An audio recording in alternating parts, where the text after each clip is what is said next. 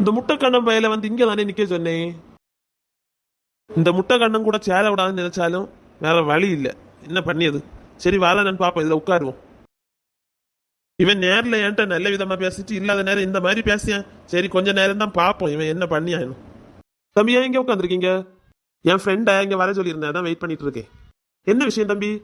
கொஞ்சம் ரூபாய் கடன் கேட்டிருந்தேன், அதான் கொண்டு வந்தேன். ஆனா எப்ப திரும்ப தருவான்னு தான் தெரியல. தம்பி ரூபாய் விஷயம்னு சொல்லிட்டீங்க, கொஞ்சம் பார்த்து எடுத்து யோசிச்சு கொடுங்க. என்ன முட்டகன்ட்ட பணம் ஒன்றும் ரெடி ஆகலைன்னு சொல்லலாம். தம்பி எனக்கு கொஞ்சம் பணம் தேவைப்படுது, தருவீங்களா? வட்டி கரெக்டாக 30ஆம் தேதி தந்துடுவேன். வட்டி தரலான்னு சொல்லியாரு, இவருக்கே கொடுத்துருவோம். அவன்கிட்ட பணம் இல்லைன்னு சொல்லலாம். சரி ஐயா, அப்போ பணத்தை நாளைக்கு தரேன், நீங்க ஒரு பத்திரத்தில் எழுதி தந்துருங்க. என்ன சரி தம்பி, அப்போ உங்க ஃப்ரெண்ட்ட என்ன சொல்லுவீங்க? அவன்கிட்ட பணம் ரெடி ஆகலைன்னு சொல்லலாம். நீ எல்லாம் ஒரு ஃப்ரெண்டாடா?